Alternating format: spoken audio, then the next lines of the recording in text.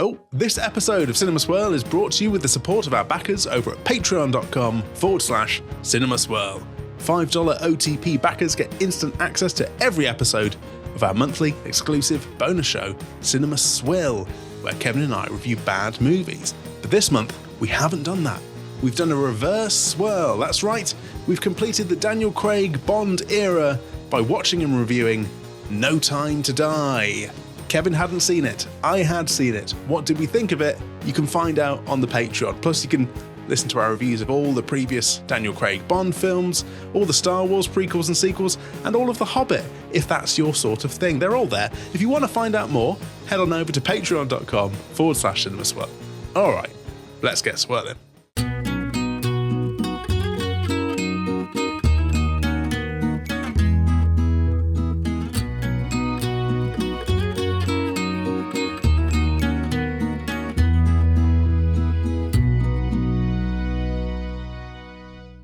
Cinema Swirl, Summer Bonding Edition. Hello, I'm Q, and I have a gun for you. It's episode number 142.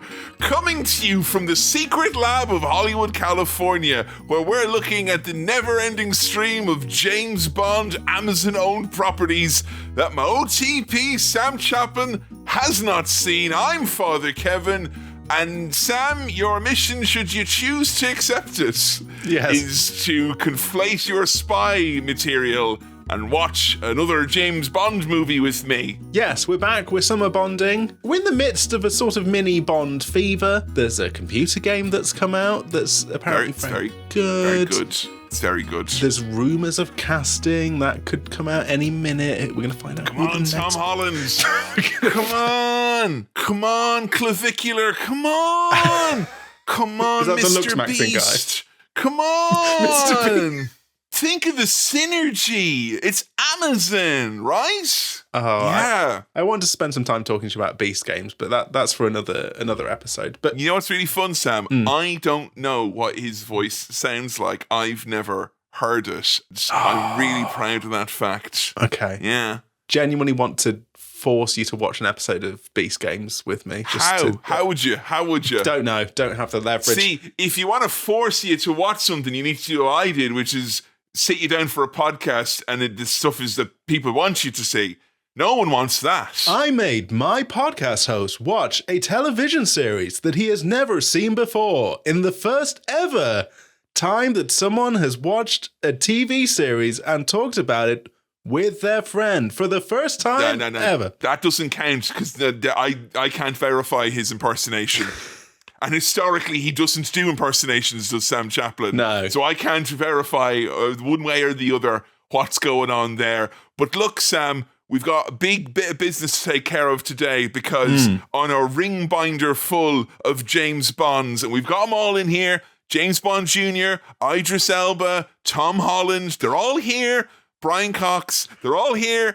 We have one outlier who has not received their time in the Cinema Swirl spotlight. Yes. And it's the one that made me very excited when I was 8 years old and I misheard my dad and I thought we were watching a movie with George Lazenby. No, it's in fact George Lazenby. Yay! Lazenby.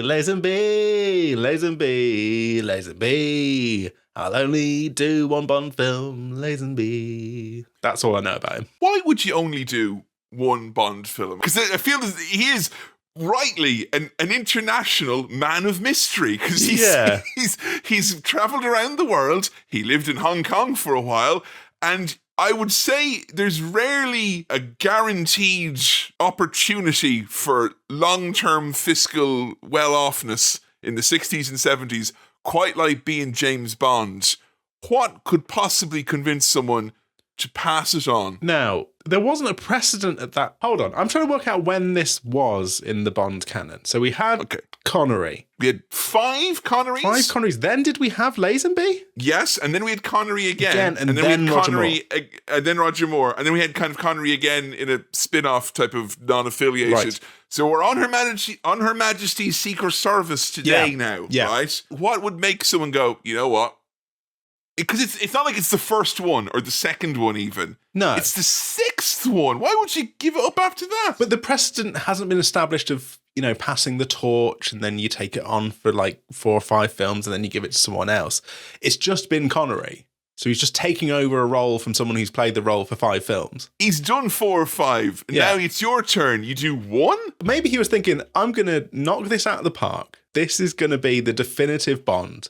I don't need to do more than 1. I think what always sticks in my mind about Lazenby, bless him, is that when I was doing my junior cert, brackets GCSE equivalent, brackets middle school, for my art, you had to do like kind of a big drawing or a big painting for your portfolio. Yeah. And someone in the class was doing a mural of all the Bonds. And someone was like, oh, you forgot George Lazenby. And they started doing it and then they just painted over and they just didn't. Yeah. And they still got a B. So for Bond. Yeah. Now, I don't think people really talk about Lazenby either, in terms of as an actor after this, or really much as a James Bond, other than the novelty of he did 1, and he's the one you often forget about when you're thinking of Bond. So I don't know if his performance is good, bad, weird, bad. I don't know. I'm not sure. It's weird, this one, right? Because I kind of feel like I do want to give you some intel. Okay. Because this won't be obvious while you're watching the movie.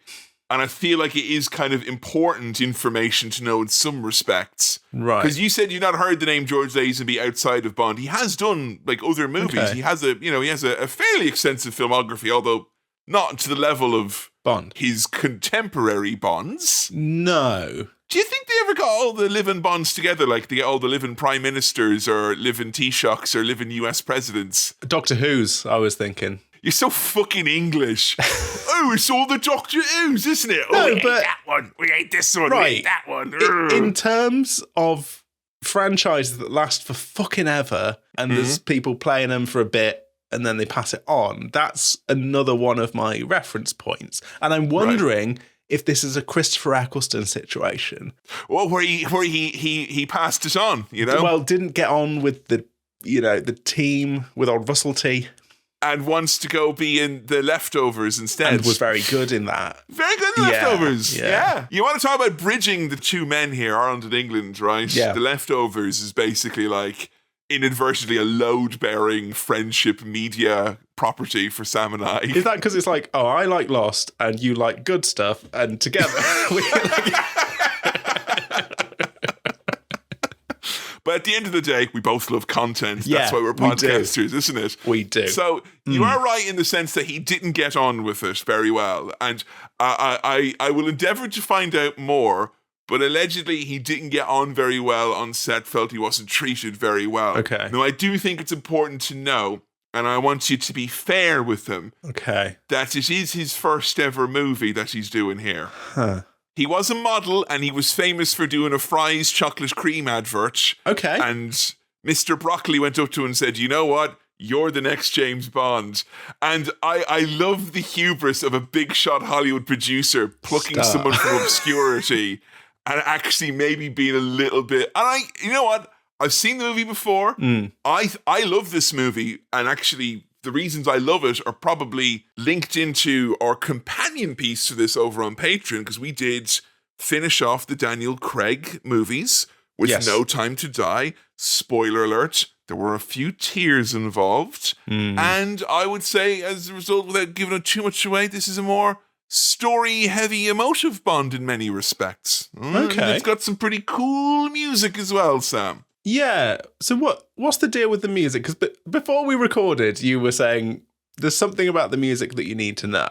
Okay, well, there is Her Majesty Secret Service theme, which is great, right? That is a great bit of music. I don't know who does that, by the way. It's not sure who's involved. It's used as a motif in the new Bond game. Very nice. Okay. In some other Bond movies, it has popped up here or there. Yeah. Now, I found out when Joe's dad visited a while ago to see the baby onion, that apparently one time at a party, he saw the composer of the James Bond theme on the stairs. Now, unlike my brother, who similarly saw Bono on the stairs, he didn't kick him in the back by mistake. But he did meet him briefly. I was like, oh, that's interesting. And I did, in fact, Google the James Bond composer. Yeah. And the algorithm, being the algorithm, Sam, I was then shown a series of videos about the origins of the James Bond theme song, the origins of which I will send you to listen to between this bit of the podcast and the next bit of the podcast. Are we talking the origins of the On Her Majesty's Secret Service music, or just the Bond music in general? I'm James Bond and I'm going to kill you because I've got a gun and I am from County Navan. It's a town. Yeah. Okay. So yeah, that's what you need to look forward to, because I think it's big. Is what I'll say to you. Right, it's big.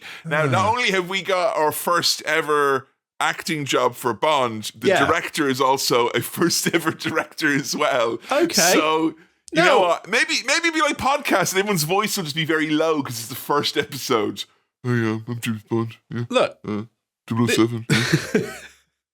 Look, this is back in the day when the major movie studios were operating like A24 and be like, hey, you're a new young upstart. Come and be in this thing and make this thing. And if that was Kane Pixels, we'd have Backrooms, but it's George Lazenby. And we've got this, and I don't know who the director is. The way things are going, you and I might get cast as some sort of a Marty Supreme situation, because there's just some random podcasters who people happen to listen to, and then they end up getting cast in big Hollywood movies. So I'll race you to your Oscar. I feel like if one of the Safdies saw us, we'd get put in something. Cinema Swirl, the A24 movie. Yes, finally. Yeah. Finally they can know the truth about him. You have no idea what goes on when that record button is stopped. You don't even know what's going on beneath our nipples, for goodness sake. No. We've both got cut off shirts just below. But look, we're 1968 is where we're at for Bond today. Now, you've had a lot of different Bonds. We've had some Connery Bond. Some more. So we've had some more. We've had our 90s. We've had our 80s. We've had all different iterations of Bond. Yeah. But if you're doing the old late 60s, are you expecting Bond to act a particular way? Certain kind of trademarks of Bond that might be more pronounced or less pronounced because of the time frame that we're at? I don't know if he's going to do any kind of racist disguises. Or, I mean, he'll be, you know, I'm imagining classic Bond, which is a womanizer, a smooth talker, a quipper. And a national treasure. And a national bloody treasure. Do you think that if they gathered all the surviving Bonds together for a press conference, they could have convinced people to vote for Brexit or Scottish independence? Because I think that's a powerful symbol, you know? Just getting them all together. Like, there's a lot of ideological divides between, say, like, Sean Connery and Roger Moore, you know? God, getting Brosnan and Lazenby on the same stage. All right, good luck to you. Kevin, I saw that on Twitter and TikTok the other day. They were all in a cinema, weren't they, sitting down, all the Bonds, even the dead ones, and they were watching the trailer for First Light, and they were all laughing. They're enjoying crying, it, were they? And that was artificial intelligence, and that, in a way, is... Wait, could it make us be James Bond? Yeah, it could. Let's quit our jobs. Let's do that. Let's quit our jobs. Come on. If we could be James Bond, then all my problems would go. There must be so many men who have made little photos or little videos of them as James Bond and shown their partners, going, look, it's me as James Bond. And their partners go, right, yeah, can you take the bins out? I haven't yet had the experience of seeing someone like who I went to school with do like an AI video where like they meet all the Avengers or something like that. I am kind of happen to holding you, out, you know, it has to happen. Like I've been to a few higher education institutes and a few tragic folks in my day. One of them's had to have made something like that. Come on. Yeah. There's a threshold where the tools are at your fingertips. Come on. What is AI for if not for weirdos you met in a past life to embarrass themselves resolutely on your timeline? It's an exciting ticking time bomb. But the 60s, glamorous locations, action, bit of light sexism, Bond, you know? Bond. Yeah, Bond. And could you decipher anything from my kind of hop, skipping and jumping about some of the themes of No Time to Die that might show up here? Because I was trying very hard not to give the game away, as it were. No, but you've alluded to the fact that there are some parallels. So I think the key things that came out of No Time to Die, and there are spoiler alerts here for No Time to Die. Big one, Bond dies. I don't think that's what happens here. But second biggest one, Bond has child. Perhaps that might be relevant here. But in fairness, it's the 60s. They could kind of like just take him away. Like, you know, that's kind of what would happen back then, wasn't it? Like, yeah. Like, you know, in the 60s, you gave birth and they'd be like, do you want this? And you go, that's all right. Don't worry. Yeah. We'll take that. I mean, Kevin's at the point where, you know, because he's a new dad, I'm a father. Oh, shut up about Anytime it. there's something where there's a kid in it and someone's got a kid, it's like, it's got kids in it. I like. Yeah, that's what you're like. Oh, Kevin cried at the poorly attended screening of The Mandalorian and Grogu. And he wasn't crying because there were not enough people there. He was crying at the movie. My franchise, my child, my second childhood. Is Grogu a child? My childlike adulthood.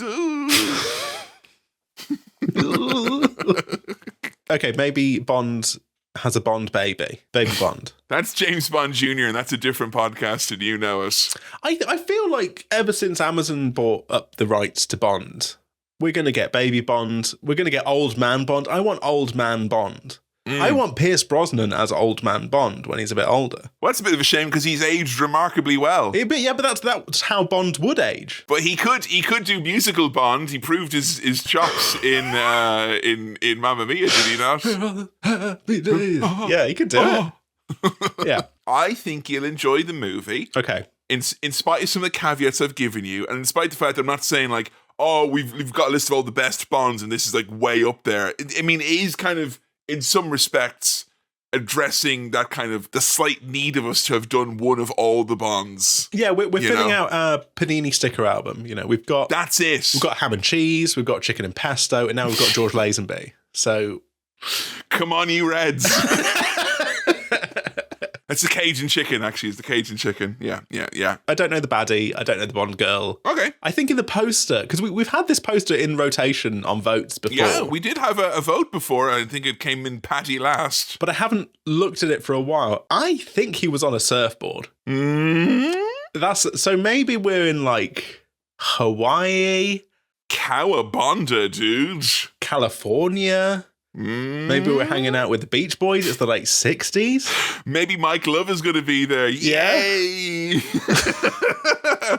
Tell me more about your plans to bomb Iran, Mr. Love. Okay. I don't know enough about the Beach Boys to know which ones are the real fucking weirdos. It's worth knowing about the Beach Boys so you can make fun of Mike Love. That's all I'll say, you know? Yeah. Well, Sam, I think that we are fired up, raring to go and ready. The only thing I'm worried about is that obviously the big soccer game is on right now, and he might be distracted, all right? Because he might lose 0-0 to 7 goals, and you'd be awful. What was the score, mate? 007?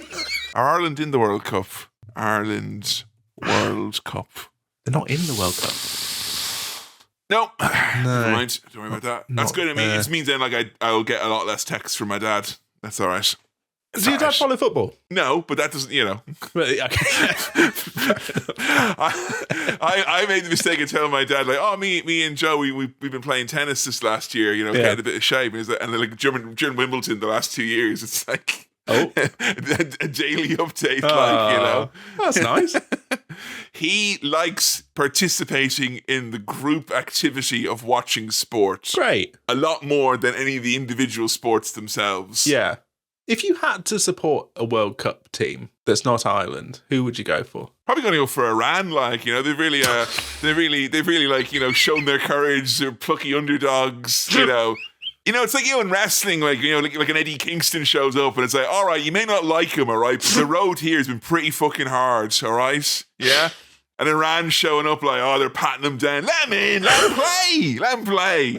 You know, if I was the manager of football, I'd have Iran take on America in the football. Yeah. And that would decide if the Strait of Hormuz remains open or closed. Well, that could happen. That fixture could go ahead at some point. Don't you remember when they all decided to open up the Strait of Hormuz to have a kickabout on Christmas Day? Don't you remember that?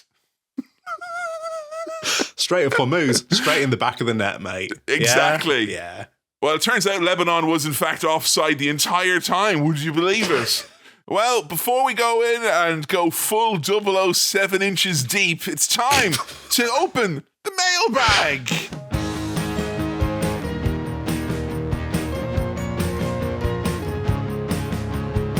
Welcome to the mailbag. Thank you as ever for your questions, queries, comments, bits and bobs into cinemaswirl@gmail.com.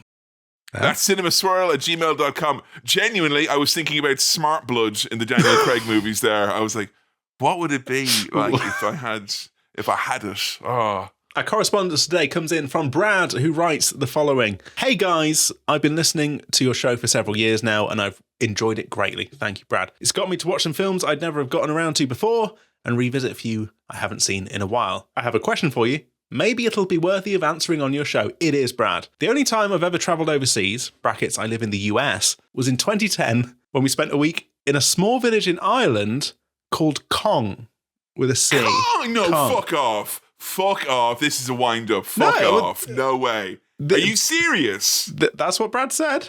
Spent a week in He Kong. was in Kong. That was the only time Brad's ever travelled overseas, was to go to You Kong. went to Kong. Are you to Kong. serious? Yeah. Oh my God. Right, literally, I used to drive from Westmeath to Galway to go to university. And my dad's family, my whole family are from Galway. So we used to go, since as early as I can remember, we used to drive from Westmeath to Galway. Yeah. And we would always pass a road sign for Kong. Yeah. And every time we passed it, my mum would always go, "Oh, the University of Kong." And I was like, "What?" And I think we would laugh about it so much that one time, right, literally driving with my friends back to Westmeath, we diverted and we drove through Kong. And we took loads of pictures around Kong with posing with bananas and stuff like that. Yeah. So I'm very familiar with Kong, but it doesn't seem that why were you in Kong? Well, here we go. Brad writes, this is where they made the John Wayne film, The Quiet Man. Yes, The Quiet Man. The village took a great deal of pride in this, and there was Quiet Man memorabilia everywhere. And anyone who lived there was always quick to mention that they had made the film there. As the movie has become a bit obscure, brackets, it's about a retired boxer who wins a woman in a horse race. It's very, very west of Ireland, that. A retired boxer who wins a woman in a horse race. We found it charming it was such a big deal even 60 years later.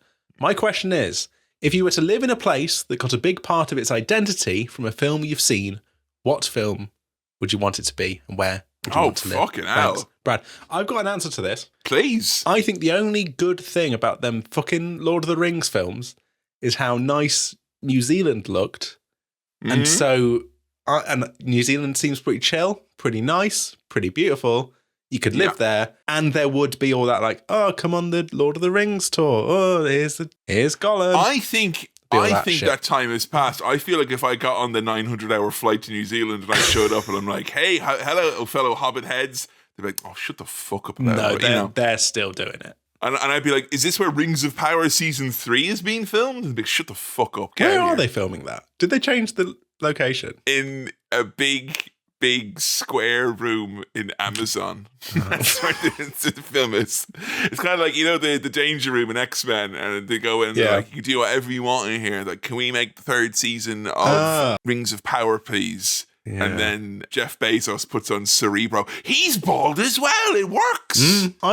Going down the motorway, I've driven past one of those massive Amazon warehouses. I thought that was full of like products, but I'm now realizing it's sets for. It's a set, yeah, exactly. Rings of Power. Mr. Beast is a bunch of OAPs doing the Saw movies in there, I think, is what's happening right now. I'll tell you actually what, right? Because this has come up before, but so long ago it may have faded from CinemaSwirl groupthink. Yeah. But Sam legitimately lives near, or did at least live near, the mansion from Batman Begins. Yeah. And after the Joker burnt it down, I would, it was the League of Shadows. Those bastards, those terrorists, they're a terrorist organization. Where is Starmer on this, right? I took a great deal of happiness if we would drive past and go, it's still there. It was only a movie. Wayne Manor is still there. It's all right. Yes. I forgot that I, used to live really near to a film location. When that was filming, everyone was like, oh, Anne Hathaway was at my gym. Oh, Morgan Freeman was in the pub. No, they weren't. Shut up. They were filming Clayface down the way from me in Stockport. Yeah. They did up the cinema. And I was like, it's actually a really nice cinema in Stockport. And, they did it up for Clayface, so there you are. But then I was like, wait a minute, that's kind of a bit of a bum rap, isn't it? Because, like, Gotham City by its nature is kind of like I'm shooting in Gotham City, so I'm going to pick your town. I think Stockport's come a long way. You're having a go at it by shooting in Gotham City there. Yeah. I mean, you live near, Salford Media City, so you've probably got that connection with a bunch of quiz shows, the news. Graham Norton does do Wheel of Fortune, literally 5 minutes from my home, Sam. There you go.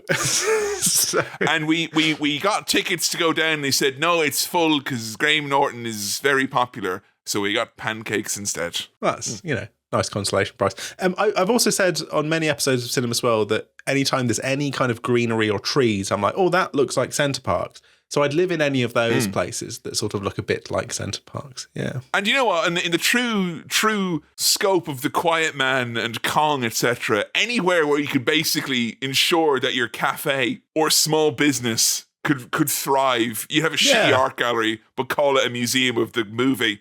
And, obsessive Americans. I'm sorry, Brad, but your parents clearly were, mad. To go to Kong, you were obviously really mad into it. I mean, it's very nosy. I'm curious as to why Brad was actually in Kong specifically. I'm 60% sure this is a wind-up. It's one of my friends from Galway. It's remember when we went to Kong, Kevin? Yes, I remember when we went to Kong.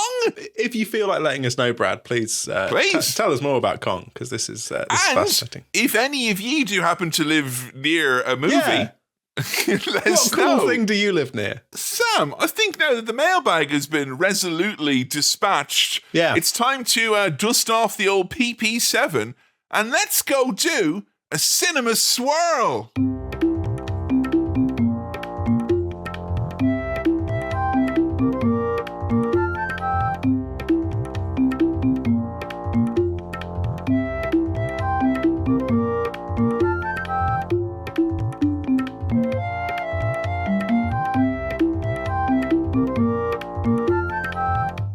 We're back. Sam, initial, in inverted commas, gut reaction to On Her Majesty's Secret Service. Well, at least we completed the set, didn't we? We did all of the bonds now, haven't we? We've done that now. There's some elephants in the room to address. If you're joining us over on YouTube, where you can watch all of Cinema Swirl in glorious vision, I have, in fact, had a haircut and look remarkably different. And no, I'm not a really bad podcaster. We had an unfortunate delay, didn't we, Sam? Yes. So since we last recorded, I was ill. I'm now better, but the world is worse and hotter. So it was very physically hot. Also, since talking about this with Kevin just now, my internet broke and we have had to start again. Kevin has had another haircut in those 5 minutes, which I thought was very impressive. I've had a little touch-up. Is what I have. Sam, we are at an historic 34 degrees here at Podcrabs HQ. Sure. Move over Independence Day and other instances of us loudly complaining. Officially the hottest podcast on record in the year of our Lord 2026. I'm assuming this will all slow down or, in fact, reverse back to a more comfortable temperature because some people say it might. We have, of course, all the windows closed, the fan off, the air purifier / dehumidifier off, the curtains drawn, and the hot lights on because we care about podcasting and we care about content more than living to see my child's first birthday because we're hearing it now, Sam. Yes, got we're hearing a big jug of cold water, loads of small little dabs here, and for the first time ever, a podcasting towel in case it gets a bit slippery. Yeah, I've got none of that. I'm just going to look disgusting. Thank you so much for listening to Cinema Swirl. That's not the end, but thank you for listening. This is difficult and hard. You've got the tone of the last ever episode, and I don't like that. Thanks so much for listening. No. Due to personal circumstances, I could no longer Look, obviously, I was the last person in the world who would thought that Sam would get cancelled, but as we all know, Me 3 really, really came hard. Yeah. And that was the end of that chapter, unfortunately. So, good night, everybody. I would just say that I blame the heat stroke from how hot it is for my actions. I know that's no excuse, but that is, in fact, my excuse. I've not done anything wrong, to be clear. Did you get better from being sick just in time for a record-breaking heat wave? Yeah, Is that yeah, what I did. happened? I'm not sure if that's better or worse than going through... Because there's some theories out there that's sweating it out, you know? I would now, if I had a summer cold, I'd eat a very hot Vindaloo and I'd sweat out my poisons. Right. You know, that's the idea there. I don't know if that's made your illness better or worse. I don't feel good, but I'm comforted by the fact that no one feels good at the moment. Yeah, that's good, yeah. Sam's a bit flush right now. Is it because of the illness or is it because of the unprecedented heat wave? I do want to point out as well, for the record, as much as it pains me to go a week between the pre and the post swirl, I was delighted that Sam sent perhaps the funniest voice note I've ever received in the Cinema Swirl men's group chat. Yep. And I didn't do so bad myself either. I'd like everyone to have the GDPR violated and gain access to that right now, please. Thank you. Hey up. I've hit a bit of a snag, which is that I'm up and I feel like garbage and I sound like this, which is obviously audio poison. I'm sorry to keep faffing around, but I can't record today. I might have to, as the Americans would say, take a rain check. And my Fitbit's just told me I had a fair night's sleep. I'll keep you updated as to how I'm doing and when we can get this sorted. So apologies, but yeah, this is bad. Yup, that's all right, Sam. I know that you're not feeling the very best this morning, so we'll do as you said. We'll have a bit of a rain check. You have lots of rest today, and if you're feeling any better at any point, you just let me know. We have lots of liquids, lots of fluids, and have a bit of a sleep if you can as well. All right, me duck. All the best. So there you have it.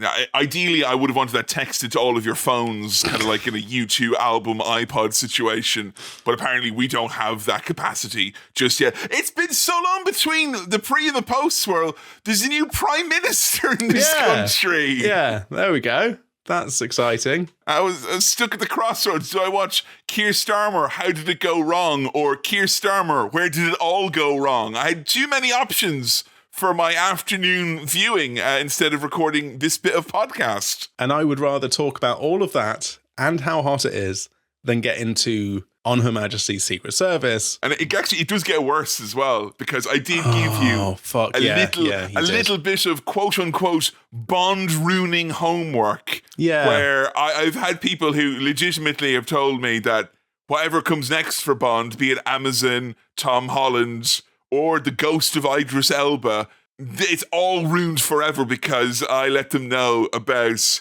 being born with an unlucky sneeze. Care to explain what that is, please, Kevin? In your words. In my words, I only know this because, as I said in the pre-swirl, Joe's dad met the guy who did the Bond theme at a party, on the stairs at a party once, briefly. So I then Googled him, and then I got recommended this in the algorithm.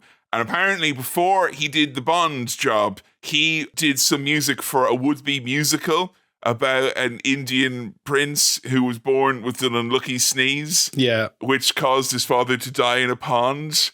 And, you know, there's a rich history in the United Kingdom of white guys having a go. Like, as if, like, you hadn't had a pop at the Indians enough, you know? Like, it has to be heard to be believed, I think. Yeah, I mean, I have a friend who's of Indian origin, and we're bonded so tightly over our shared hatred of the Empire. Like, you got it worse. No, you got it worse. No, you got it on a much larger scale, but you got it more acute. Don't know what you're talking about, mate.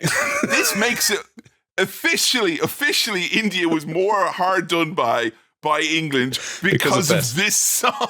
Yeah. So look that up if you want to ruin the Bond theme forever for yourself. If you want to type in James Bond sneeze song, for instance. Yeah. And you could find out how a gentleman was born with an unlucky sneeze. But Kevin's not doing the accent. I'm not doing the accent, no. I didn't want to step on your toes, Sam. I didn't want to take the break. That's the English position. Thank you very much. Hang on a second.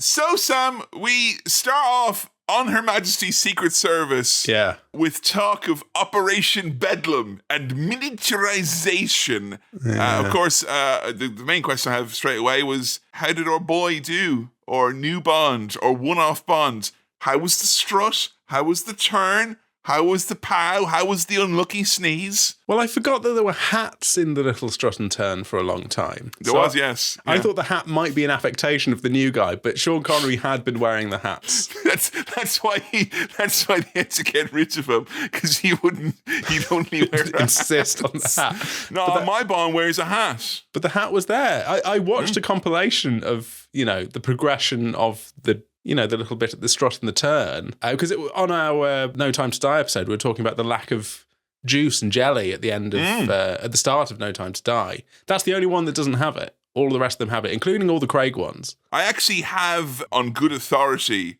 that the next Bond is going to walk across naked with his Mickey in his hand. And instead of shooting, he's going to turn and squeeze his Mickey and go, and and then the blood comes down. It's what Bezos would want. It's what he's insisted upon. Yeah. You know what? Well, actually, I was going to say he started off strong. He didn't really start off strong. He grew on me as it went, Sam. Yeah. I think as many have noted in the past, he's not the strongest actor. But then again, it was his first ever actual acting job. Yes. I noted that he reads his lines like an obscure royal who has been given the job not on merit. I think so. Yeah. There is some of that to his performance. Look, we know that Prince Edward did some good production work for ITN eventually, but the early days and it was a bit hairy at the start, wasn't it? Yeah. So we join Bond driving about, lighting up a cigarette, and then using his horrible little scope from his gun. I like the little. Yes, the little telescope. He's using it to perv on a lady, or at least to observe a lady. That's what he would say. In fairness, I'd rather Bond do that, with his scope from a distance. Yeah. Because as we know, he has no issue doing that, right up in your grill, as it were. You know? So maybe at a distance it should be better. The woman in question is walking into the sea. So Bond puts the scope away, drives down onto the beach, runs to save her. Good morning. My name's Bond. James Bond.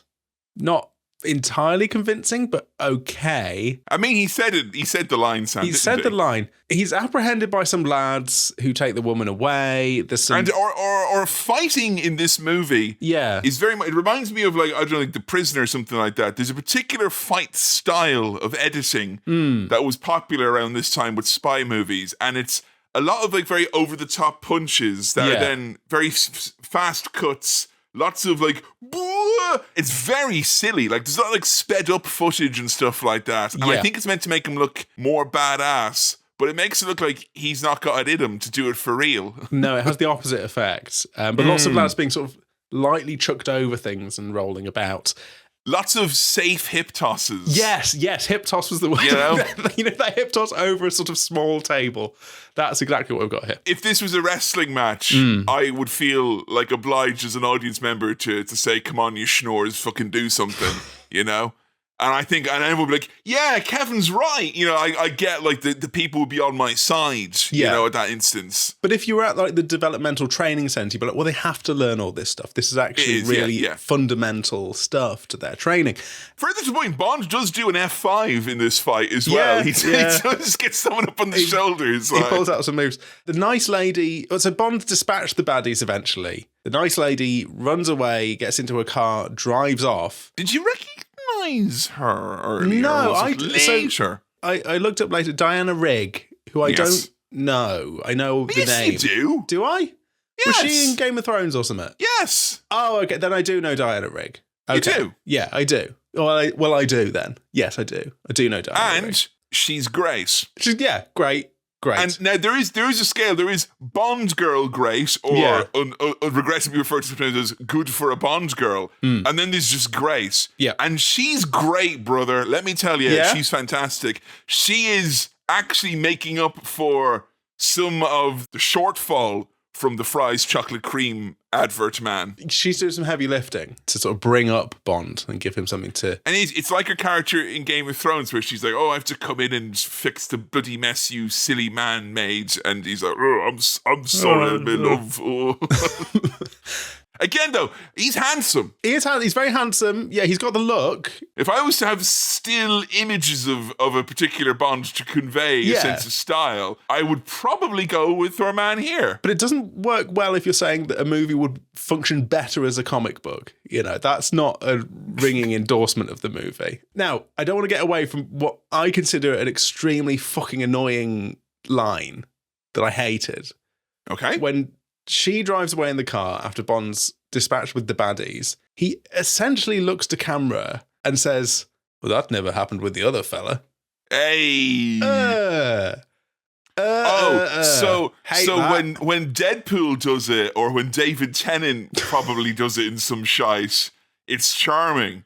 But when George Lazenby does it, he gets the thick end of the wedge. I don't know if that has happened before, or well, it won't have happened before. I don't know if that's happened since. They were trying something new. Oh, but with the other fella, I'm new. It's new so James shy Bond. that you can't even do an impersonation. Because if you try to do an impersonation of Lazenby, you end up doing kind of like a facsimile of other better Bonds, which, funnily enough, is quite close to what he tries to do. I fucking hated that. Really? For whatever reason, it really pissed me off.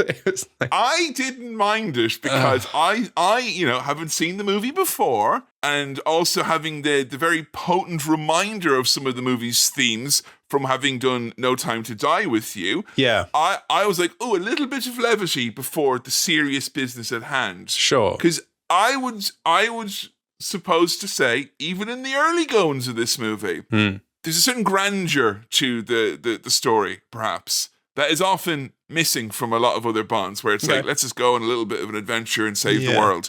Here, it does feel, and perhaps it's too much movie for George.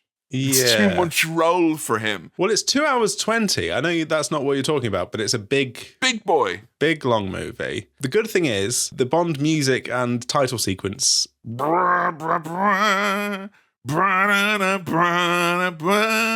I was born with an unlucky sneeze. And it's bad. I can't remember if every Bond has like a proper Bond theme, or whether sometimes it's just like this and it's just, here's some Bond music. It's not a pop star of the day doing a song. It's so good. Music. This honestly... What I remember now, what made me watch this movie was that when I was in boarding school, one of my roommates, when I was in your equivalent of year 11, I guess, we used to listen to, because we had such divergent musical tastes, so we would listen to big Bond themes or the Lord of the Rings soundtrack if we were both in the room at the same time, which was fine by me, Daddy-O.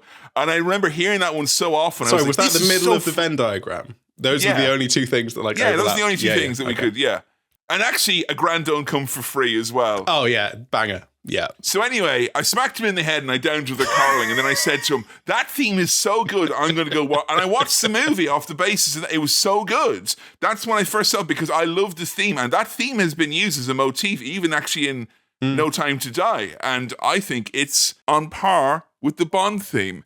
And I think it's an easy thing for me to say that, having just ruined the Bond theme for you. I come back with you and go, how about this one? Yeah, there's no kind of connotations with this, is there? Well, not that we're aware of, but you don't know, do you? There's got, the QI elves might dig out some fucking old shit that will ruin it for you. Look, Sam, what has Their Majesty's Secret Service ever done that was untoward? There's nothing going wrong, is it? Like, anything wrong ye did is out in the open, surely. Yeah, it is. So we join Bond staying in a dead fancy hotel. Smoking, playing cards. He loves that sort of stuff. He meets the woman from the beach. He meets Diana Rigg in this casino. Contessa. Yeah, but Tracy for short, to make it easier. Now, I'll say this, right? When he was there with all the trappings of Bond, the drinks, the cards, the tuxedo, etc., very puffy shirt. Don't think that Connery could have pulled that off. That's just my opinion. Fair. I thought he was someone who, on his own right, maybe didn't work with the Bond formula. But I think with all the layerings and trappings of Bond around him, I almost proved that I don't think he's terrible. Okay. No, he's not. No, you're right. He's not terrible. Like, I think the brand and the imagery of Bond is so strong. I don't think you can put any old fucker in there. But he has a bit of poise. He is handsome. And he looks good doing, all of the above. Like, when he's interacting with her, and that's the thing as well, I think when he does his back and forth with her, I think she raises his game. And I think because he really wants to shag her for real. He's like, I better try and really be Bond in that case. Because she's not going to go with the fries chocolate cream man. No. But James Bond winning a round of Baccarat, having had 6 cigarettes. Yeah. Maybe. I kind of wish he was worse, because at the moment he's just kind of nondescript, kind of okay Bond. Fine. At least if he had been like fully shit and like completely crap, that would be really memorable and fun as a Bond film. Of like, remember the one with the guy from the chocolate adverts who was shit? Is he the worst Bond? Oh, maybe. Because I think, even though he's probably worse, I think he seems more like Bond than Timothy Dalton does, who really doesn't seem like James Bond. He seems like your neighbour who loves James Bond. Yes, but that's what I really liked about the Dalton Bond, was fair, the distinct flavour. Whereas this is like... Whoa. Fry's Chocolate Cream has a variety of distinct flavours. Mint, plain, orange. I know this from when I was vegan. Well, look, he's doing a good enough job, but maybe that's not what you need from Bond. Yeah. He goes to Tracy's room, or to his room where Tracy has been sent, gets hit by another bloke. He always gets jumped in hotel rooms. Can't catch a break, this guy. Bond's going to love Airbnbs. Unless he gets jumped by the guy who gives him the key. I don't know. Yeah, meet me at the front to pick up the key and then just gets punched in the face. The silent fights with just noises. Like low energy grunts. Yeah. Like they brought him into Pinewood Studios on an off day, and like, come on, we need you to do some grunts, Stuart. I definitely loved this in some of the Craig Bond movies when the music just dropped out and it was just punching and hitting and grunting. It feels sillier and weirder in the 60s. I think, honestly, it has a slight kind of snuff/fetish film vibe to it, where it's kind of two men lightly grunting in a very silent hotel room. Well, he's done his original quip. It wasn't like this with the other fella. But he slams a lad through something in the hotel room that kind of looks a bit like a gate. Oh, yeah. There was kind of a trellis of some sort. Yeah. There was a lot of stuff to break in this hotel room. And calls that guy Gate Crasher. I'll leave you to tidy up. It's hard to use trellis. It's hard to get trellis into a quip. If you can think of one at home, please send it in. Go on, trellis a joke, you prick. There we go. There you go. But that kind of works with the Irish lilt. I don't think it works like, trellis a joke. Nah, it doesn't. Now, what I would note from here, Sam, is that Bond seems to thrive in the hotel rooms, the ostentatious hotel rooms of the 1960s. Whereas if he was in a travel lodge now, there'd be nothing for the 4 walls for him to bounce off of. No. There's nothing to break. Like, there's no TV remote to smash over his head. There'd be that one piece of art. There'd be that, with the weird red circle. Glued to the wall. Yeah. Glued to the wall. Tracy does eventually emerge with a gun. Bond's trying to work out what the fuck's going on. Gives her the business, Sam. Well, he starts flirting and then starts hitting. Oh no. Sam, we've done like 100 Bond movies now. You're going to have to like grab the nettle at some point. Yes, he does on occasion have to do that, because that was the style at the time, wasn't it? At the time. I love that the Bond movies never have to have like he's flirting with women in accordance with like cultural. No, it's just like, it's Bond. It's fucking Bond. It's Bond. Come on, mate. It's fucking Bond. Yeah. It's Bond. So they're kind of flirting and there's some violence and he's trying to work out what's going on with her. I heard a little bit of the We Have All the Time in the World motif. This is that one. And I didn't realise that is literally where this song comes from. It was for this movie. So that music made me sad because it reminded me of the other movie that we did. And that had made me sad initially because it reminded me of this movie, having seen it prior. And I was just like, look, it's very rarely where you describe an eternal wheel of sadness as a good thing. But it really helped my enjoyment of this movie. I was primed for this. I've got the goosebump reaction. Yeah. I had that like pretty much every time I heard that song. And let me tell you, they got their value for money's worth here. Oh, yeah. They use it lay a on lot. thick. Yeah. So I go between being like, oh, sad. I was born with an unlucky sneeze. And then my dad died in a pond. Nothing more.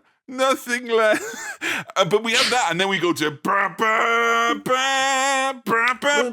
so musically, yeah, good, strong, very Can't argue strong. with that. Yeah. Hey Sam, kids shows in the 1990s. We have all the slime in the world, and we're putting on your maths teacher. No one teaches me trigonometry, please. No, I'm a civil servant.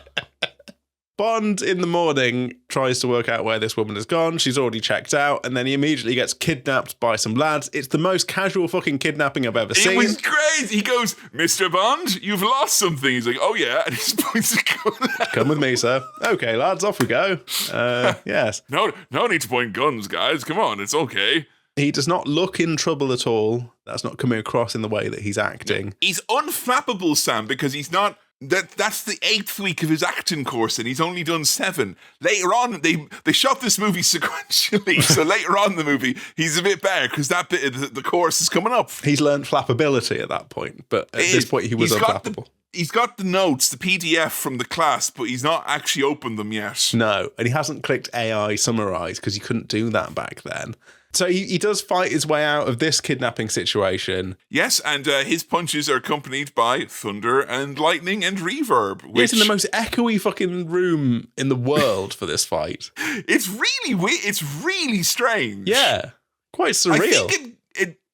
I think I've watched so many Bond movies that have this fucking soft touch fight scene business. And if it's going to look like shit, it might as well sound weird and interesting was my rationale here. It is quite interesting, actually. I'll give it that.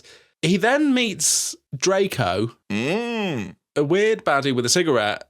Bond throws a knife into this guy's calendar, and then they have a chat. He's a construction magnate and also organised criminal. Yeah, he everyone who is in construction, they think you're mobbed up. It's a stereotype. It's hurtful. Yeah. But he is part of a crime outfit and also Tracy's dad. Yes. And as every father, every girl dad, right, will grow up to know, you want them to be with the right proper bollocks at the end of the day, like Bond. Now, I can't imagine any situation other than national security where I would be like, you know what my daughter needs is to marry an utter bastard with a license to kill. But if the fate of the country depends on it, again, I'm not from here, and she's got a passport for Ireland as well. I think we might just go with the baddies at that point. Yeah, it was weird the way he was talking about it, being like, you know, what she needs is a man to dominate her, make love to her. I'm like, that is your daughter. What are you on about? And also, I'll give you gold. I'll give you no such thing. I'll give you a kick up the arse is what I'll give you if you marry my daughter. £1 million in gold to marry her is the offer there. But I think the real appeal to him is that this man in his capacity as crime lord has been investigating one Ernst Blofeld, target of Operation Bedlam, which honestly feels like an operation designed to not go through as you wanted it to. Oh, it's absolute bedlam. What? Operation Bedlam? Yeah. Yeah. You know, we may have warned each other this could have happened at the time of the naming ceremony, but there we go. But he's like, but I'll only tell my son-in-law. So, do I hear wedding bells? And also £1 million worth of gold being transferred over to you? Never trust a man who drinks straight Campari, Sam. That's all I'll say. No. All right. Although when Bond had the martini in his hand, it was like, hey, there he is. Yeah. There he is. It's Bond. Immediately after that, Bond is dropped from the Blofeld mission by M, told you're not on that anymore. Fucking off the case, yeah? M's a right piece of work in this one, isn't he? Yeah, he's a real jerk. Bond then goes to Moneypenny. He's like, take a note, Moneypenny. I'm fucking resigning.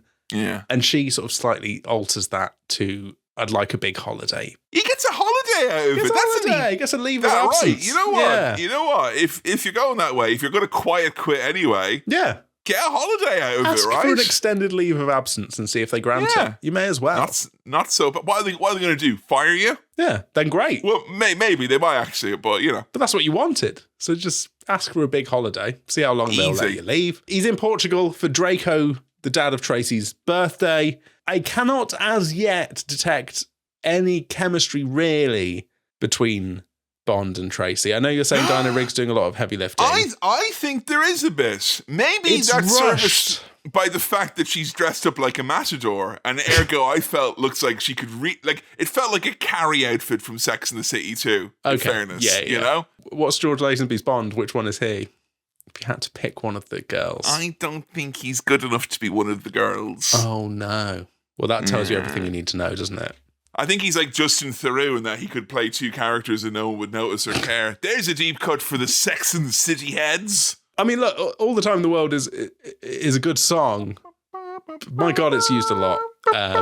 They have a courting montage. Yes, romance montage to really accelerate the love in. These two have really fallen for each other really quickly or slowly, depending on how long that montage lasts. No, if it's a montage, it's a period of a long enough time that you can be trained up to learn skills, so it's a long time. What's the longest a montage can be in your mind? 2 months. 2 months, yeah. If we're getting into years, that's No. Yeah.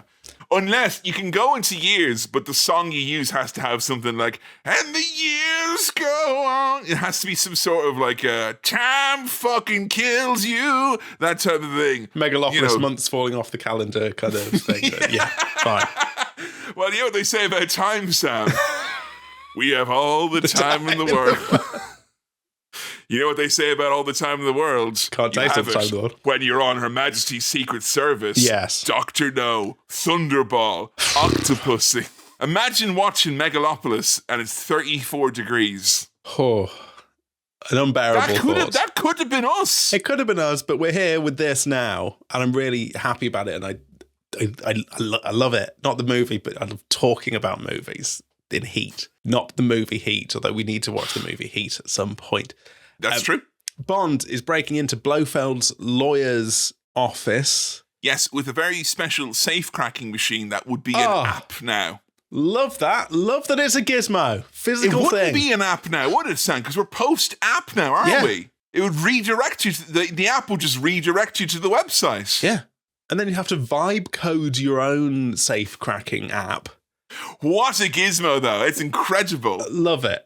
Love the gizmo. Love the old school gizmos, the bits and bobs, the doodads. And it's got his nudie magazine in there. He sits back and he reads his Nuts magazine. He's literally reading Playboy as he waits and opening a centerfold. And I'm like, good on you, Bond.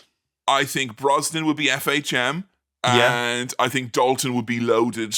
And also I think that Daniel Craig would be GQ, but one of those editions from the early days where I had loads of nudie ladies in it. Okay, Sorry, I was worried for a minute. There's a lifestyle magazine. What's your lifestyle, Daniel? Wanking, is it? I do love the old school spying, to be fair. Like making photocopies and shit. And it's in the same thing. Yeah. Like those Timu Arts fucking gizmo ever, where it's like, I Googled photocopying and safe cracking. Like, did you know you can have something the size of a large man's coffin that does both? It was great. I love putting those things in briefcases, then putting those briefcases in a big mechanical gear thing to send it down to your little mate. Physically get it out. Yeah. Look, Sam, let's all admit it, right, folks? Fans of modern spy movies. There's only so many times you could look at an upload progress bar and pretend that it's high stakes. We're podcasters. We see that shit every fucking day of our lives. If we had to physically take this podcast to you, imagine that. If we needed to have like if Sam, when he was uploading the podcast, had to put it into a cement mixer, and I'd had to be down there in a high-vis jacket pretending to be on the site. Away. Oh my God. So this is really refreshing to see. Good stuff. Bond then sees M again, goes back to see M, and he's like, look, I've got Blofeld info. Never mind that, Sam. Bit of lepidoptery going on here. Beg your pardon? Bit of lepidoptery going on here. Bless you. What does that mean? It's the study of butterflies. Yeah. And it is my zoological blind spot along with ornithology. I did very badly in my Lepidoptera question, and I did it in my exam. I chose to do it because I liked the professor. I thought he was cool. That's how they get you. And let's be honest, Butterflies suck. Whoa. Come Hate on, it. mate. And I know that the gene cascade process that results in the different eye spots that they have on their wings is very intricate and interesting, but siren's call, Sam. Avoid it, all right? It's lepidology. Lepidoptery. Lepidoptery. I know you don't like it because it's not like Blur or Pepsi or whatever it is. Those are the two things I like. He's done me there. He's done me there, everyone. Got you there. So they've got a line on Blofeld. Operation Bedlam lives. Right. What's he doing? Blowchamp. He's being Blowchamp. So Blofeld, in an attempt to ingratiate himself into high society, is making a erroneous claim to be an heir to a distinct bloodline of nobles. Right. And their man on the inside at the College of fucking Coats of Arms, which is the most British fucking thing ever. Might as well pour some gravy on it, you stupid parodies of yourself. They're like, right, Bond, you could pretend to be our man from the college and then go and meet him. A genealogist, right? He's so into being part of this bloodline that we'll send you over to have a look at his coats of arms and you'll be fine. And guess what? In a really fun bit, when Bond visits the genealogy professor, we get to see the Bond coat of arms. And what are his words? The world is not enough. That's so cool. Yeah, that is cool. Now, I would have thought that his words would have been like 007 Nightfire for GameCube, but the world is not enough is still very good. Yeah. And the coat of arms has like guns and tits on it. So it's really like, it's really James good. Bond. And there's like martinis. I did look up the Chaplin coat of arms. Are you interested to know what it is? Please. Work overcomes all things. Oh, God. Okay. Don't love that. And the Mahon coat of arms, thus we regard our sacred rights, which feels like me going on about like the bones and stuff like that, the giant's bones. So I feel that is pretty good, you know? Okay. So, of course, work overcomes all things. Work overcomes all things. Now, I would say that's not really true, is it? Wait, certainly can feel that way, mate. Certainly can bloody feel that way sometimes. It's, Hey. Tell that to Beer Korma at the moment, you know? Hey, tell that to fucking Sir David Cameron, the chillaxer. Work overcoming all things. What work? Fruit ninja, is it? Got a lot of fruit to slice into, have you, Prime Minister? This trotters up. Twat. As deeply unpopular as Sir Keir has proven to be with your greater public, no popular media figure dare accuse him of having trotters. No. But not yet. Not yet. Tell you what, I thought Lazenby Bond was more convincing with his fake, posh genealogy accent.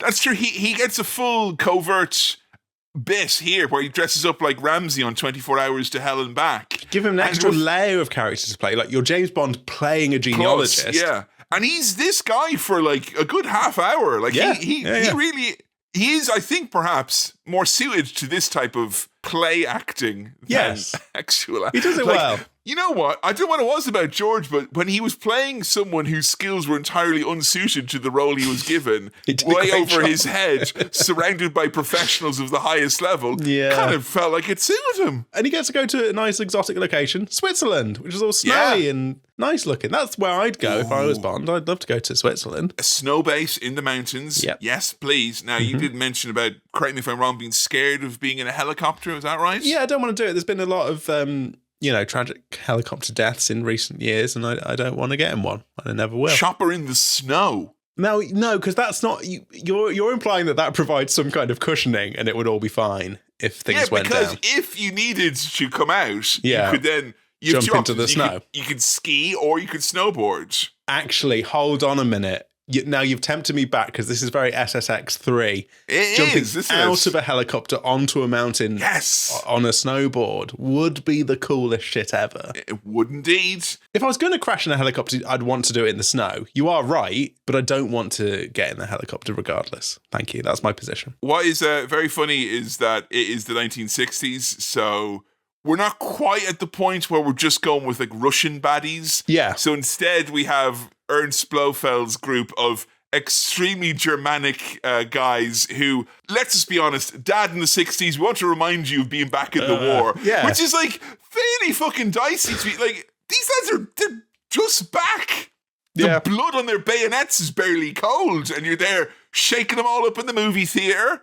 All right, you can sing a nice song to them later on about an unfortunate sneeze, but that's they're all like, oh, hair this and hair that, and all very like Oberfuhrer this and that, you know? I just loved that the secret lair was a allergy research lab. That's the dorkiest cover for a secret lair, I think. You know. Did you think that the mysterious bald count could in fact be, or one and only Mr. Blofeld? I genuinely didn't think it.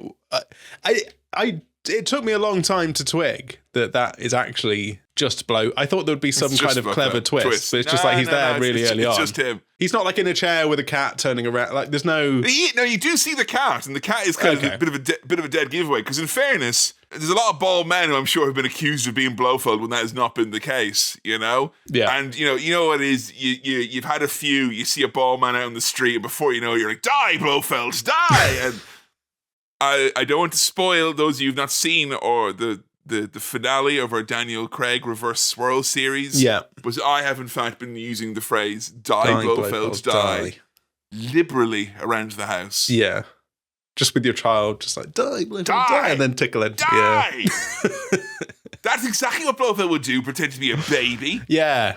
That's the sort of tricky things he'd do. Although, all I'll say is Baby Onions got a fine head of hair on them. I'll say. Yeah. So they wouldn't pass for Blofeld any day of the week now. Never mind, you're a man. So Bond in the secret lair with loads of babes gets to basically enter the babe zone with his silly little tie. What do you call that tie? The kind of lacy. It's almost like a ruff. What? It is. I thought it was a ruff. Is what it was. It's got some, you know. Look, we were borderline Bond parody levels of silly here. Like it felt almost like Austin Powers. Yeah, because it's like there was like a million babes, but they were like the United Nations of babes. So there was like a Bangladeshi babe, and there was like, "Hello, Governor, I'm from Merseyside." You know, there's all these regional babes as well. Yeah. And the whole time he's masquerading as a mere baronet. Yes, well, he's boring them to death with all of his coats of arms nonsense. I mean, he's being very dull. And what I liked about him as well is that they all got a special dinner depending on what because of their allergies. Yeah. Because of their allergies. They all had special dinners made for them there. Yes. And one of the ladies likes Bond so much that she draws her room number on his leg because he's wearing a kilt as well as his Austin Powers outfit. Oh, a kilt up a mountain in Switzerland. I don't know. He's asked if he's okay, and he said, "Oh, just a little stiffness coming on." I'm like, "Oh, Bond, you are a devil. You are naughty." He's got a bricky. That was another one. Well, the best thing they ever did was admit on this podcast that I find different terms for erections really funny because I got sent a whole load on Patreon. Bricky. Bricky. Oh, dear. So what happens is Bond ends up having sex with Ruby from Morecambe. Yeah. But except it's not really Bond. It's Sir Hilary, I think, has pulled this particular babe from the Northwest. And he's been going around saying he's not interested in girls. Is that a thing that he's been... Because they're all like, I can't believe that you're not interested in girls. That to Bond, that's like the most opposite kind of cover to what he's doing. He's going like, look, I'm not James Bond. And to prove it, I don't even like girls. And you know what? Would you stir that martini for me like a good girl? Thank you very much. Now, when they go to sleep after doing the deeds, we get perhaps one of the greatest kind of peers into the future because Bond gets the best night of sleep of his life when the binaural Blofeld beats kick in. And it's all colours in the sky and him going, "You must not be allergic to wheat and dander anymore." It's the woman who was allergic to chickens having... "You fucking love chickens now," pumped into the room. They're good, so they are. You like the chickens, and sure, you wouldn't mind having one as well now, just as a stroke or as your dinner, wouldn't you now? Ooh. It would be nice to think that that's how allergies work. I've learned the hard way that it's not. I've told myself I like milk, and that I'm not going to... You're allergic to milk. Well, I'm intolerant. I'm intolerant. That's different. Those in the allergic community are sick and tired of you fucking intolerant people. But you can have a milk allergy. You can, and you don't. Who's to say? I've not been to the research facility. Maybe Okay. I am allergic to penicillin. So Do you get hives and a rash, or do you need to shit yourself? why are those two mutually exclusive is what I would ask. Okay? Oh, that'd be awful, having a rash and needing to shit yourself all at once. Yeah, It's a long imagine day at that. the office, isn't it? Like, But for me, they'd be like, you bloody love penicillin now. You really like it. It's your I do. favourite It's my thing. favourite. Yeah. I do. I love it very much. Are you allergic to anything? Me? Yeah.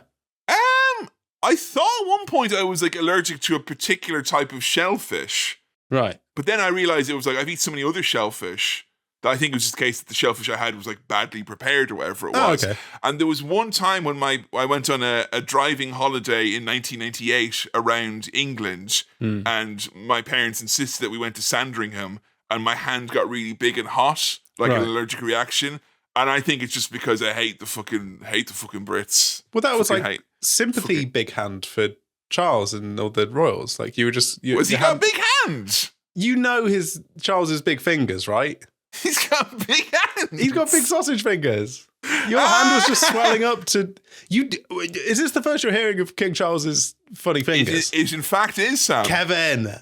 No, you need to look up his fingers. No. You can't distract me from the job at hand here. No. We'd all like to be looking at Charles's big hands and scary tumours, but there's sausage business. fingers. I'm going to write it down so I know to Google it Please. later. But yeah, as I said, allergic to fucking Brits. Fucking Yeah, fucking man. hate the Royals, even though my favourite team is Man United and my favourite band of the streets. Did you like Man United when you were at school? I liked it when I was like 6. Paul Ince, let me hear it. Yeah, where are my Ince heads? Ince by Ince. By Yeah, incels.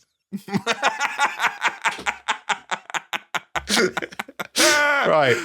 So at this point, I wondered if Bond was going to fuck all the girls because, like, one by one, they're like, "Ooh, Dr. Hillary, Dr. Hillary, you do like girls. They use this to their advantage. They, in fact, Blofeld and the gang jump him mid-seduction. Yes. And he gets knocked out in slow motion. And it's Christmas as well. Really silly slow motion fall. That's so daft. And also his blonde colleague, who was the one picking the thing from the cement mix, so he gets hustled out of there. So he's also in trouble. They've rumbled him, basically. He was undone. They basically hung, draw, and quartered, isn't he? Yeah. Oh, yeah. Really That Blofeld, grotesque. eh? Blofeld takes a bit of time to explain his evil plan. Yeah. Appreciate it. Obviously, it's Christmas, so, before the dinner's ready, there's a little bit of downtime, wants to have a chat. Mm-hmm. He informs us that he's the one who caused foot and mouth disease. And I was like, excuse me, I had to stand on scummy fucking mats. Yeah. Did you have that when they put out the mats for foot and mouth? And Yeah. And they stopped taking it seriously. So they left the mats there, and it was like all covered in all shit and fucking old goo. Oh god! So this means that hopefully, when we get the next James Bond film with Tom Holland doing a great job, there'll be a villain who's like, "Remember COVID? That was me." Yeah. I stopped your film from coming out. I fucked that pangolin, Mr. Bond, and I'd do it again. Forget it, Stacey. He's a madman. He fucked a pangolin. And that's Tom Holland saying that. That's Tom Holland as well. You know what? When Tom Holland actually becomes James Bond and people go back and listen to this, they'll be like, there's just all right, yeah, like they knew, like, Yeah. What? Yeah, what? They had an inside scoop. Yeah, he was undone for not knowing all of his genealogy facts. Blofeld's clued up. And I thought you get rumbled as one way out of this. Die, Blofeld, die! No, didn't get it. Didn't get it in time. So what's the plan? It's bacteriological warfare. Total infertility, Mr. Bond. Bond's really scared of that. He's like, no, don't stop shagging. Actually, That's you my know what? In favourite. fairness, probably wouldn't mind that, would he? Like, Yeah. Consequence-free shagging. That's why everyone was so horny in Children of Men. Yeah? That's why sexy Mr. Bean couldn't keep it in his pants in Children of Men. So he refers Which to I all haven't the seen, ladies. to You've be not clear. seen? No. Oh, Yeah. Bit of bastard British, Children of that. Men, No Country for Old Men. We can do a special men version of A Cinema Swirl, men's yeah. podcast is what we Yeah, can start doing I like now. that. Yeah. So all the babes are his angels of death, and they've Yeah. all actually, in fact, been hypnotized to enact his evil plan And it don't get much worse than that. Also, they all get presents and they all open them and have a nice Christmas. Do you reckon Blofeld's a pervert? Or is that just incidental? Is that more to kind of trick Bond? But it's like, when you have Bond as your adversary, it's kind of like, you know, I feel like if he was against Superman, he'd be like, oh, that pervert Blofeld. But with Bond, it's probably like Blofeld seems like normal by comparison. Well, that's what I was saying. It seems like, I don't think he's using that power for any, sexual reason. It's just to use them as angels of death to attack. Yeah, I think calling your girls angels of death is a little bit on the nose, Blofeld, but that's just me. Yeah, look, he's very literal. Quite. Bond gets trapped in the room with all the gears and wheels for the cable cars. How does he get in there? I've forgotten how he got in there. Is he tied up in there? This decides to escape, Okay. Once he's trying to get out. Once he makes that call, he's out of there, So he ends up going down the cable of the cable car as well, which is very cool. That is cool. And they didn't need to be babes, though, was the main thing I probably thought about this. You could have had, your middle-aged men of death, Yeah, man. Yeah. Yeah, you tell him, mate. But they didn't need to be babes. He could have just had, kind of, look, I wanted the job, is what I'm saying, and I went out for it, and I didn't get it, and I'm with you, mate. I think they should have done it on merit rather than on just, Thank babes. You. Yeah? Thank you. A meritocracy of death. That's what we were after. Yes. Yeah. Okay? Good point. He beats up some guy on his way out after, there's also fast and slow motion of him on cable car things again. Anyway. Yeah, the action is weird. We'll give it that. Beats up some guy. Merry Christmas. Maybe you should have been gift wrapped. The fuck was that? Hey? I was okay with the gate crasher. Never look a gift horse in the mouth, Sam. Hey? That's better. Yeah, maybe you should have been gift wrapped. Now, there was a great array of hats from all the ladies when they were leaving at this point, and Bond being on top of a snowy mountain, as he is known to do. And honestly, the fact that he does it here so many times makes me kind of go, why would you ever do it again? Bond goes skiing, and we get a very long ski sequence of him being chased by people, including Blofeld. Mm-hmm. We hear, it's like when a wrestler takes too long to get to the ring. We loop all around the Her Majesty's Secret Service theme.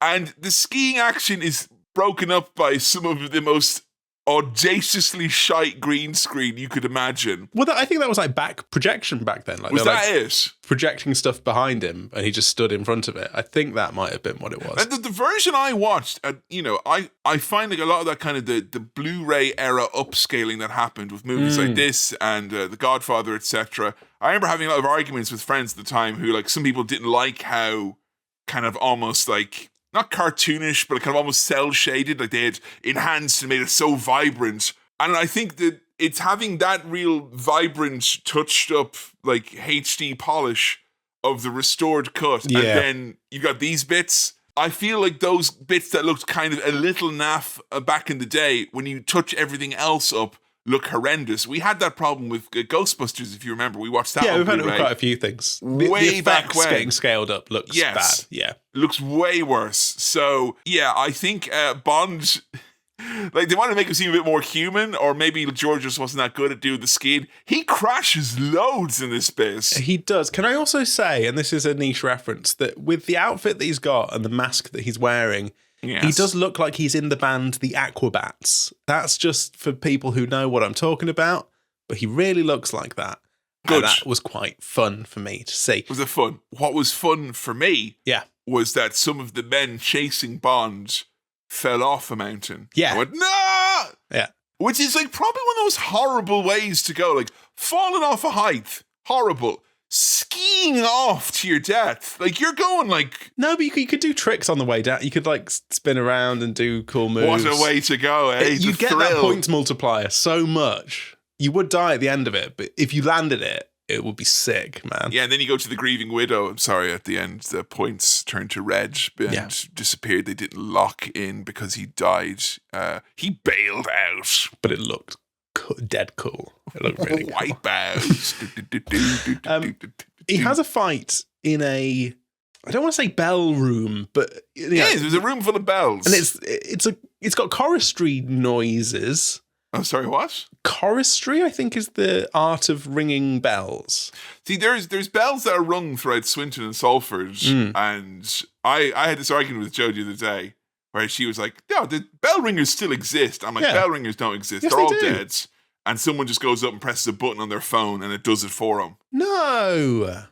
Like maybe down in the fucking Shire or whatever it is, no, right? there's choristers doing but choristry. But in the real world, of which I thought Nottingham was part, no one's ringing bells. Yes, they are. They are. It's a grand tradition. It's still alive.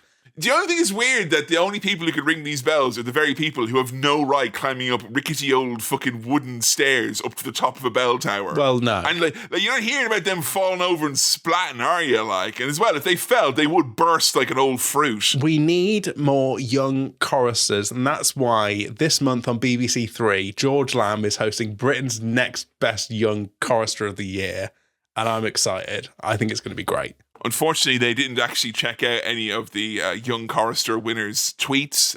He likened Nazis to the best thing ever, but they simply didn't bother checking because the production assistant doesn't use Twitter anymore, so they didn't think they needed to check. What was that Lee Mack woodworking program where someone had full-on Nazi tattoos? Fucking hell! I'll find that for you as well. Fucking hell! It was something like that. There was it's not Lee's fault, right? He's a good lad, all right? It's not Lee's fault. But this lad basically had fucking swastikas on.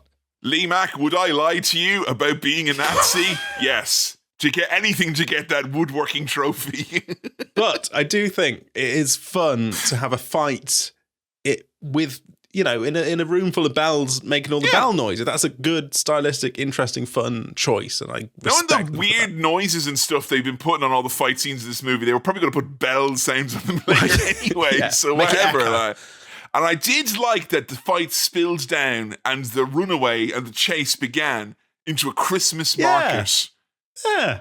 You remember the Lincoln Christmas market, don't you? I do, and I remember all the other ones that have paled in comparison since then. No, James, you look away. You won't be able to resist that PP7 made of smoked cheese. And he finds Tracy there in the Christmas market, so that's nice and romantic. Yes, it was, and she saves him. Yes. We have a big car chase, which spills into an actual Sega rally, which I loved.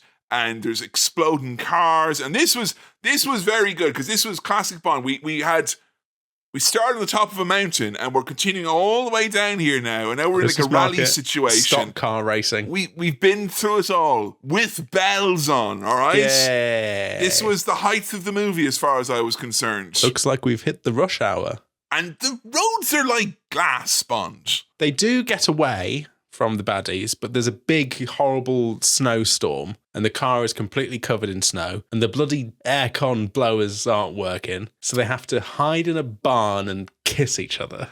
Perhaps the funniest part of the movie for me, unintentionally, was you could tell that they were in love, because every time it cut to Tracy, every time Bond was there, normal camera, but anytime we cut to Tracy, she had the love filter on, which is kind of like that kind of Vaseline sheen that you get over the camera where it's on, and it kind of looks like those episodes of Cinema Swirl where Sam has to remind me to wipe my webcam after I've eaten too many sausage rolls. And there now. I do sometimes have to be like a mum with a tissue, like licking it. Go, Kevin, you just need to clean your... Making a fucking show of me. Good fucking shit all over your fucking face. Jesus fucking Christ, what's wrong with you? Making a show of me. So,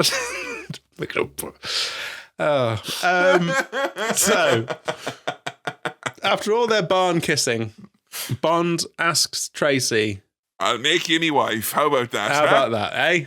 Yeah. And they literally roll in the hay, Kevin. They literally do. roll in the hay. Do you think James Bond, because he says I love you, which is quite a big moment character-wise. Yeah. But I think there's many people who would have seen this movie the first time in the 60s and been like, James would say anything for the shag. Like, he'd say I love you, whatever That was it all is. part of his ploy. Even, or for a drink, like, he'd be like, yeah, I love you, please. I need, I think it's... I believed it in the context of the thing. It carried weight. Yeah. And I think... You saw the earlier courting that perhaps was a bit traditional and kind of hard to buy. Why would Bond care about strolling through a park or putting ice cream on your nose?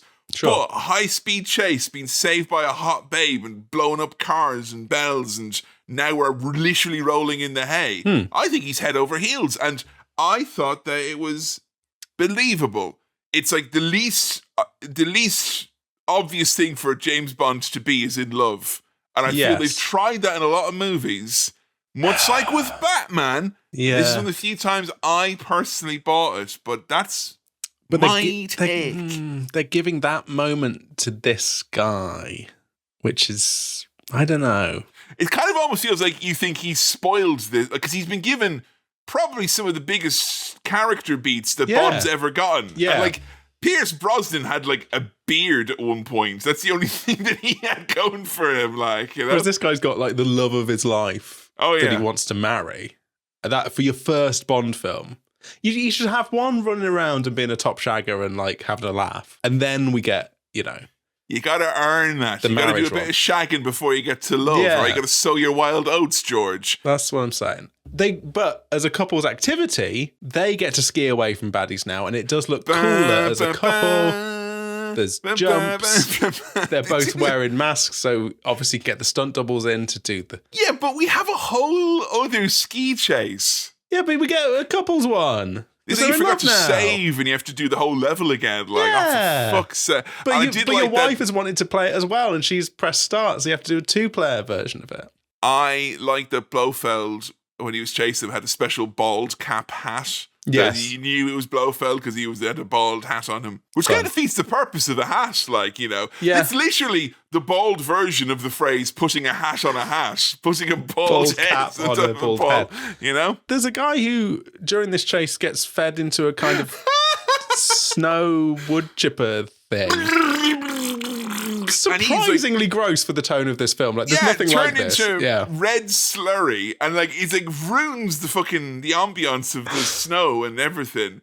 Oh, you had a lot of guts. Ha ha ha ha ha ha ha. The man's been pulverized, and that's what Bond chooses to say. That's not on. If that happened to you up a mountain, you're not going to be declared dead. They'll assume you're missing. Yeah. They're not going to be like, where did he, No. Unless it's like kind of a Jake Roberts thing where it's like, there's so much blood on the snow, we knew he was dead. There's not that, like. No, you become the mountain at that point.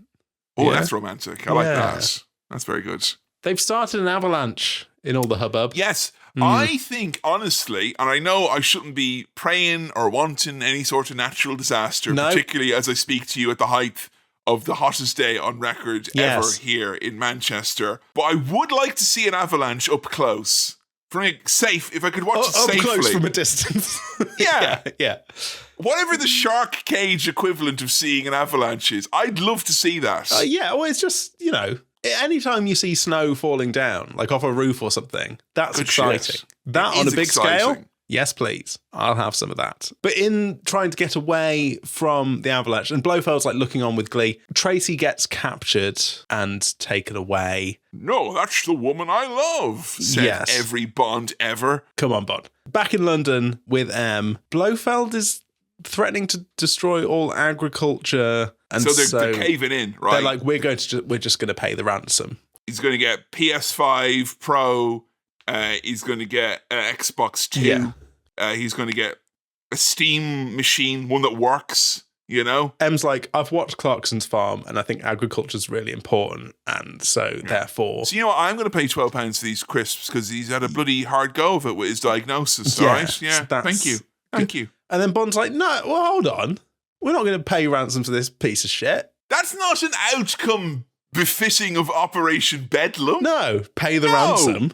Fuck off. That's like Operation Bedtime is what that is. Fuck off. So Bond calls up organised crime boss and construction magnate Draco, Tracy's dad, and flies up there in a whirlybird to sort out Blofeld good and proper. Big chopper showdown. Big shootout. They fuck everything up. They basically go up to the top of this mountain, which has, by the way, for the record, just had an avalanche, and they're fucking throwing grenades and dropping bombs. Yeah, we go again. I love that, and it was great when they hit the classic "Unlucky Sneeze" song as well. And this is one of these moments where, by being in a ski suit with an automatic weapon and loads of guys dressed in white fighting loads of guys dressed in an evil color, he felt like Bond here. This felt like, again, a very classic, almost to the level of parody bit of Bond. Yep. Especially when Bond did a slip and slide. That was great. That was fun. All the while, Tracy is getting to fight some lad and smacks him into some spikes, so she gets a moment to shine. Her smashing a bottle on the lad's face and impaling him on spikes is like probably one of the most significant moments for women in Bond up until that point. Yeah. So I thought, good on him. Oh yeah, and there's a guy walking around with a flamethrower. And I would reckon, you know what? I'm going up to a mountain. There's a lot of snow. Pack the flamethrower. It feels like that's a smart dad thing to do. Yeah, absolutely. Ye laughed when I bought the flamethrower on Amazon Prime. Look at us But now. now look at me. So the slip and slide, you talk about the bobsleigh bit with Blofeld. No. Before that, when they're in the base still, Bond literally slides down ice. And look, I love how video game as fuck this is, particularly as I've been enjoying massively the actual new James Bond video game. Yes. At one point, Bond breaks into a lab and a nerd scientist is like, and he throws like a beaker and it's got like status effects and Bond's like, fucking pussy. Learn a trade. Egghead. So this base is being rigged with explosives to blow sky high. Sky high. There's just enough time for Bond to maybe get out, which leads us to our bobsleigh finale showdown between Blofeld and Bond. We've been talking about how we have basically been knocking off all the different vehicles. Yeah. And we've had almost every one. Bobsleigh was one I was fortunately had forgotten was on the list. You wouldn't even consider it. You wouldn't think of it. How about that? Yeah. No, you wouldn't. Amazing. Cool Runnings has got nothing on this bit of business. This was fabulous. It's really silly. And it's really long as well. It's like a 10-minute bobsled scene. It's longer than most actual Olympic bobsledding competitions. Makes Blofeld look proper stupid and non-threatening, but it is fun. Yes. I think he was faster because he's bald. Aerodynamic. I mean? Yeah, the aerodynamic nature of it and all that, yeah. And Blofeld's head gets like pushed into the bobsleigh track walls. Great. And then he gets caught on a tree. Love it. And Bond says he's branched off. The big dog is back. Yeah, it was okay. That was okay. Look. You need to at least admit that's what I'd say. It's not up to the individual actors to come up with the quips. No, but that's a failing of the mechanism that made the movie. That's not a failing of the actor. All right, Understood. And he's got a lot of guff so far. Okay, all right. So after all that, and that's how we see off Blofeld, by the way. After all that, Bond is getting married. He's refused the £1 million from Tracy's dad. He doesn't want the dowry. It's and not he's about having the money. Big wedding. And I'll tell you what, it's one of these moments which randomly appear in slightly older movies like this where you're like, fucking hell, when they shot a scene like this, they shot a scene like this. Yeah. There's like hundreds of fucking extras. Yes. It's bigger than like every wedding you could imagine. It's bigger than like most royal weddings. Friends of the broccoli family, you know? Cauliflower, the lot. Oh, it's the purple branch of the family. You've joined us. Do you think they had a proper knees up and just kind of shot this around it? Or is this all business? That would be nice, wouldn't it? If it was sort of kind of an actual party. Moneypenny's there, by the way, just openly weeping that Bond's fucking hell. It's not a proper wedding unless someone is openly weeping. Yeah. So what happens next is the thing that basically made my watching of No Time to Die so much more enjoyable, like unreasonably enjoyable, I would say, because I've confounded a lot of people by enjoying it in the way that I did. Yeah. And I wanted to know, did you know what was because we were like, no, literally, credits are about to pop up here. Yeah. Were you expecting what was going to happen? Had you heard this is like a thing that, because like I knew that this was a thing that happens to Bond in a Bond movie. I didn't know it was this Bond movie before I saw it. So you, I think, told me that this film was very appropriate given what we'd seen in No Time to Die. Mm-hmm. So I was expecting like a child or Bond himself to maybe chance to be a fine thing. Die. But no, I didn't see this. Bond dies and the last words are, "This didn't happen to the other fella." They put it on his tombstone. No, I didn't know this was coming. So it was a nice... Well, not nice, but it was a surprise. Nice. It's the So it was a opposite of nice, surprise. you monster. So literally, they're driving away. You know, they pull over to get rid of some of the kind of the cans and the flowers and all that. And literally, some fly Blofeld. tipping. Yeah, right. No, it's composting when it's flowers. Yeah. Actually, you can throw a banana skin and Fine. it's actually fine. You can't be Yeah. sued. Tell that to even Donkey if Kong. someone slips on it. And Blofeld's car drives by and they're like, it's him. And they just fucking gun her down. Yeah. And right, her dying, sad. Okay, Yes. obviously horrible. She was great. She's died. It's very sad. Bond, in his like incapable of processing it, and I would argue almost enhanced by George's almost childlike performance. Yeah. Because he's not very deep. There's none of this like, he's actually like, oh dear, oh, no worry, darling. Quite all right. It's quite all right. She's just resting. That's okay. And then the policeman arrives. He's like, don't worry. We have all the time in the world. And I was like, Joe was like watching this, like, you know, half paying attention. Yeah. And she was like floored by this happen at the end. And of course, the music kicks in. I'm covered in goosebumps. And again, I'm like, all wee, wee, wee, wee, wee, wee. This little piggy had roast beef and went wee, wee, wee all the way home, as it turned out. I don't know if it affected me in the same way. I can say in the slightest. In the slightest. I don't think George Lazenby could carry that scene very well.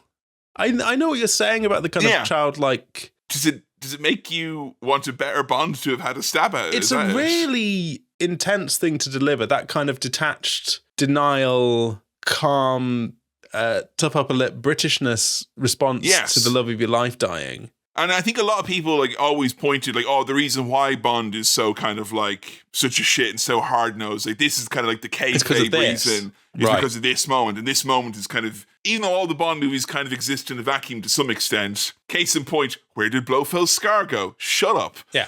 So, you know, I think it's one of those ones that maybe stuck a little bit more because I think most other Bond movies end with him like having an extra shag or whatever it is. Yeah. But here, oh baby, that one stuck with me. It stuck with me so much I enjoyed another movie more than I should have. Look, they give the new guy a lot to do.